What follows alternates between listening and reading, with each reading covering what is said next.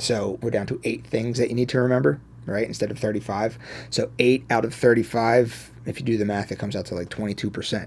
So yeah, you focus on 22% of all the stuff you think you need to know, and you're going to get 80% of the results. Hey, what's up guys? Brian Kelly here from Zombie Guitar. Here in today's video, I wanted to do a follow-up of the video that I did last week, which was about keeping up with the chord changes without needing to know all the notes of the fretboard first. So if you haven't seen that video already, definitely check that one out. I'll post a link to that below. Just as a quick review, we looked at all of the chord shapes for any given key in one single pentatonic position. I'll just play my pentatonic position 1 here.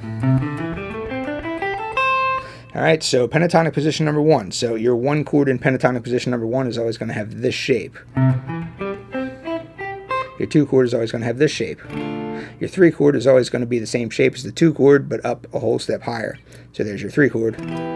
Here's your 4 chord, it's going to have this shape. 5 chord is going to have this shape. 6 chord is going to have this shape. And then your 7 chord is going to have this shape. And then back to your 1 chord. All right, so with that said, let me now read some of these questions, and then I'm going to give you my answer as we go through this video. All right, so the first question is, it would be amazing to have something like this for all 5 pentatonic boxes. So what this person is asking is, what I just did right there is I took the 7 chords for any given key. It doesn't matter because on the guitar, all of the keys share the exact same shapes, the exact same patterns. So what I did right there is I showed you, okay, here's pentatonic position number 1. That's the layer 1. That's just based on the key.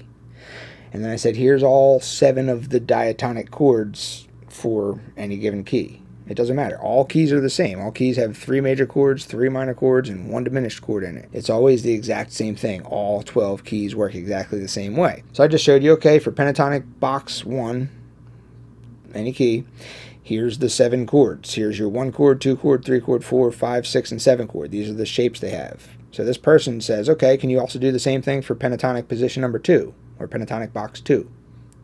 And then can you do it for pentatonic box 3? And then for pentatonic box 4 and pentatonic box 5?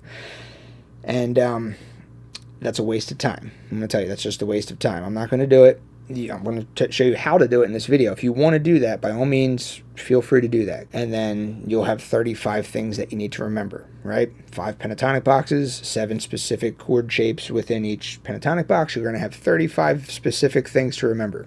It's way too much stuff to remember. Doing that would lead to more comments like this one. This person's just kind of joking around with me here. They said, or when you play 1 or 6 chord, play box 1, 4 or 2nd chord, play box 4 shape, but at the same frets as box 1 and 5th and 3rd chord, play box 4. This time move up 2 frets, so A minor C, 5th fret, D minor F, 5th fret, and E minor G, 7th fret, or box 2 at 2nd fret, or even box 3 at 5th fret. Now, I don't know if that's really... If they were serious there, I can't really tell, or if they were just kind of joking around with me, you know, because it's like, oh, all these numbers and all these boxes and all these C shapes and D shapes that aren't actual C chords and D chords and stuff, you know, like it can get a little crazy like that. And that's why I do not recommend learning all 7 chord shapes within each of the 5 pentatonic boxes and trying to remember that. The whole purpose of this guitar theory stuff is to simplify your life, not to make your life more complicated. So instead of doing that, what we're going to do instead is we're going to apply the Pareto Principle, which is the 80-20 rule. So that's 20% of all of your efforts. Take all the stuff that you think you need to learn on the guitar. You think you need to know all this stuff. For example, you think you need to know all 5 pentatonic boxes and all of the 7 specific chord shapes found within each individual pentatonic box. That's what you think you need to know. And then just take 20% of that and then focus all your efforts on 20% of that, and that's going to give you 80% of the results that you're trying to get. So the result you're trying to get is you want to know how to play in any key up and down the entire neck of the guitar, major keys, minor keys, and you want to be able to keep up with the chord changes. So you not only want to be able to do layer 1 soloing where you're just focused on the key that you're soloing in, but you also want to be able to do layer 2 soloing, which is where you actually pay attention to the chords that you're soloing over. All right, so let's first start off with what you need to know. So number 1, you need to know what key it is that you're trying to play in. You also need to know the relative minor or the relative major of that key. So if you're playing, say, the key of C major, know that the relative minor is A minor. If you're playing in the key of, say, D minor, know that the relative major is F major. So know that stuff. You can use your circle of fifths for that information if you need to. The outer circle is your major keys. The inner circle is your minor keys. Know that. The second thing you need to know is the notes on your low E string and on your A string. A lot of guitar players already know this already because we play a lot of these bar chords or power chords even starting off. Like, you play this chord a million bazillion times and you know that this is an A chord. And you might not know all the notes of that A chord on the upper strings, but you do know that the 5th fret of the low E string is the note A. You just play these bar chords at their different locations on the fretboard, and you just kind of internalize the notes on the low E string and on the A string over time.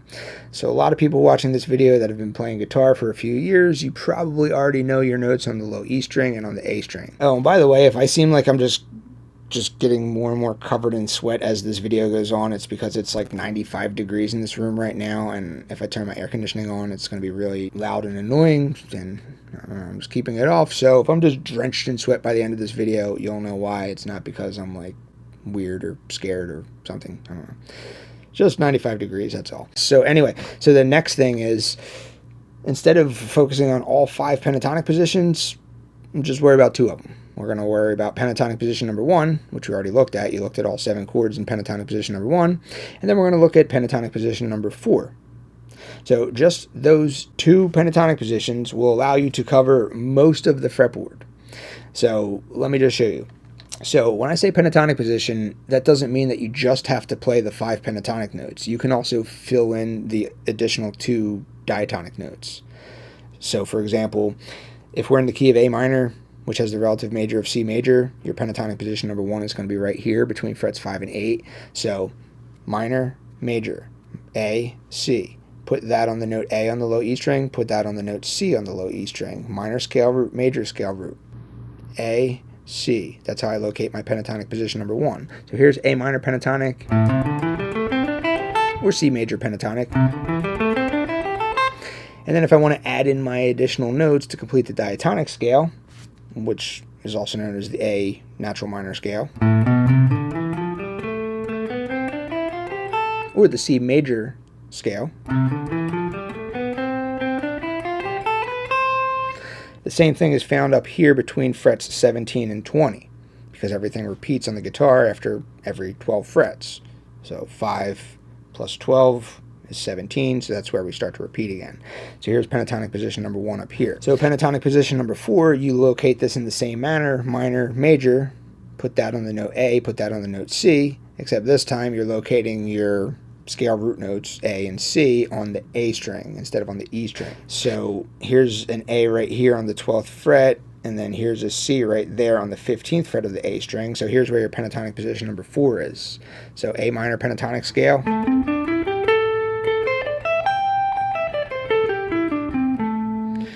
and then these notes are part of it too. All right, or it's also the C major pentatonic scale if I just start on the note C.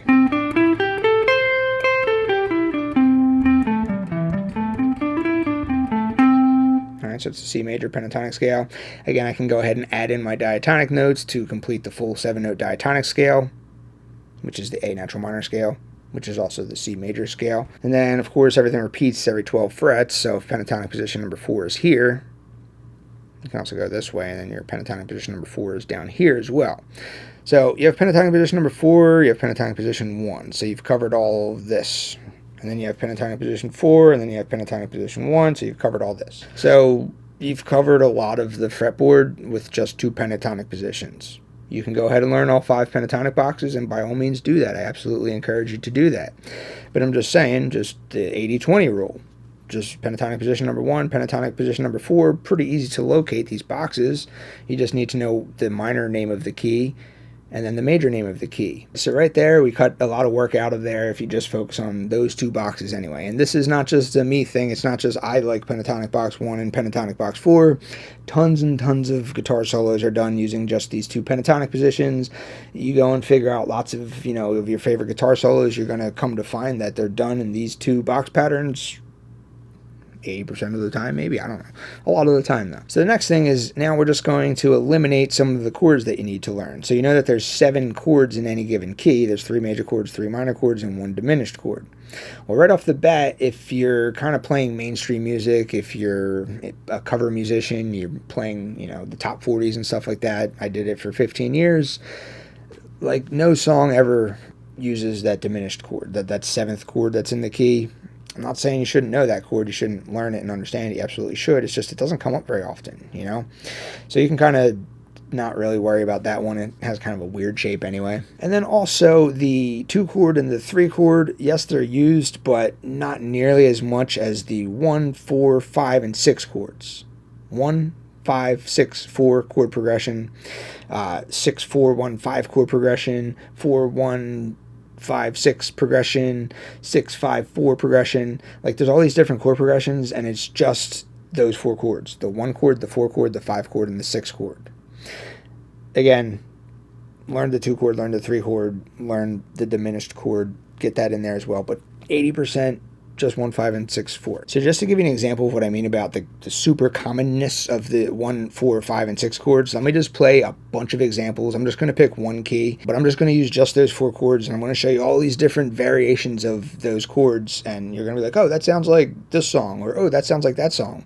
Yes, of course it sounds like that song, because like every song that's been written in the past 20 years consists of the 1, 4, 5, and 6 chords. So let's say we're in the key of C major, which has the relative minor of A minor. A 1, 5, 6, 4 chord progression might sound something like this.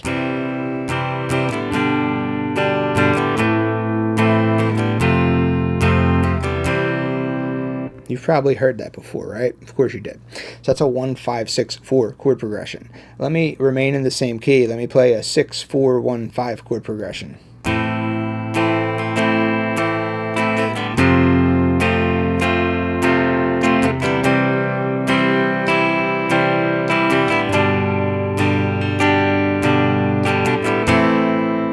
Let me play a 6, 5, 4 chord progression. You'll probably recognize this.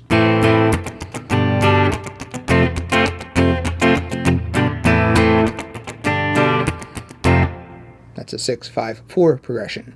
Let's try a 4, 1, 5, 6 progression. How about?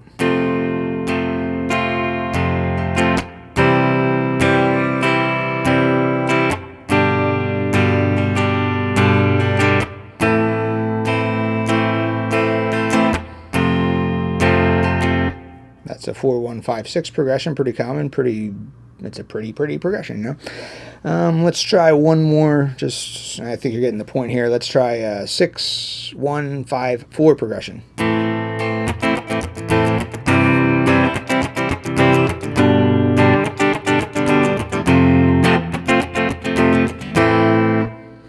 All right, my guitar's a little out of tune. I'm sweating like crazy. As I told you, the temperature's all whacked out, so this thing just keeps going out of tune. Forgive me here. Yeah, so anyway, so learn the 1 chord, the 4 chord, the 5 chord, and the 6 chord, and learn it in your position 1 and learn it in position 4, which of course is going to be exactly the same for any of the keys on the guitar because the shapes just move around, and you're going to have a lot less stuff to worry about. So let me just give you these chord shapes for position 1, first of all. We already looked at these. I'll just give them to you again. So here's your 1 chord in pentatonic position number 1. So here's the 1 chord. Here's your 4 chord, which is in this shape. Here's your 5 chord is in this shape. And here's your 6 chord. So you can play a 1, 5, 6, 4 chord progression right here like this.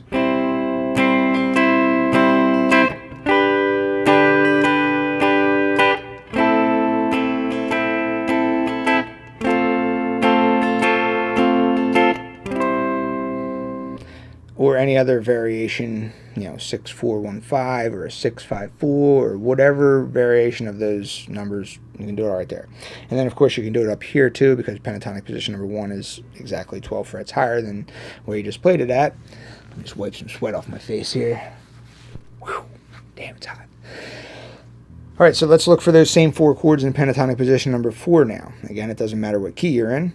You just locate your pentatonic position number 4 by putting that on the minor scale root and that on the major scale root on the A string. So if we're in the key of A minor, C major, A, C, or A, C. A would be the open string in this case. So we'll just come up here. So in pentatonic position number 4, your 1 chord is in this shape. Your 4 chord is in this shape. Your 5 chord is in this shape. And your 6 chord is in this shape. So if you want to play a 1-5-6-4 chord progression here, actually we just played a 1-5-6-4. Let's play a 6-4-1-5 chord progression here. So here's a 6-4-1-5. So here's 6, 4, 1,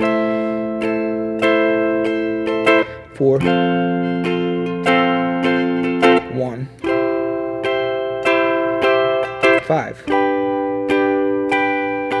All right, you can come down here and do the same thing. 6-4-1-5, 4, 1, 5, 6,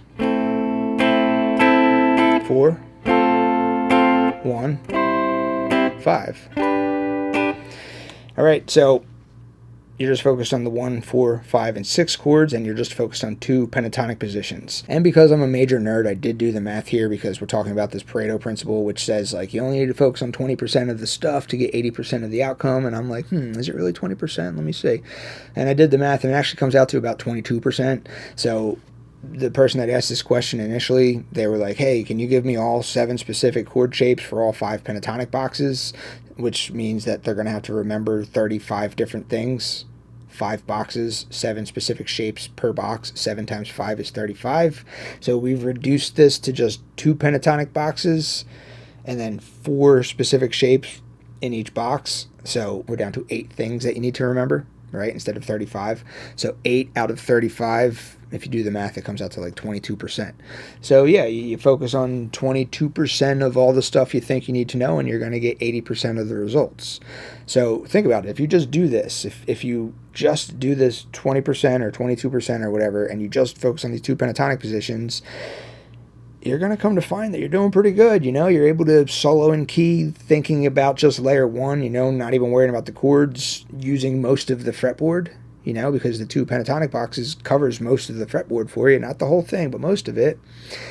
You're not even focused on layer 2. You're not even focused about the chord changes yet. But then when you actually do want to focus on the chord changes, you're going to know where the chord shapes are for the 4 most commonly used chords. Just as an example, let's say you're in a top 40 cover band and you come across a set list and it looks like this. So I played in a cover band for 15 years and I played so many songs that consisted of just the 1, 4, 5, and 6 chords. It's absolutely ridiculous. So let's say that you want to find a chord in some other box, you know. Let's say you want to play like a F major chord in pentatonic box 3, or let's say you want to play a B flat minor chord in pentatonic box 2, whatever. So you've already done this 80% Pareto thing. You've learned your 2 out of the 5 total pentatonic boxes, and you focused on the 1, 4, 5, and 6 chords. You did that. 80% is covered. But you want to fill in the rest of that 20%. No problem. You're just going to apply the cage system, and I've made lots of videos about this. I'm going to actually link you to one that I just did recently because I'm going to go very quick on this. So to apply the cage system, all right, you need to know your notes on the low E string and on the A string. If the root note location is on the low E string, you have a G shape and an E shape available to you. From that E shape, you can also throw in the D shape as well. If the root note location is on the A string, then you have a C shape and an A shape available to you. That's all you need to know. That's it. So let's say that I'm right here. This is just a random location, and let's say I want to play a B flat chord. A B flat major chord. I just have to find a B flat note somewhere.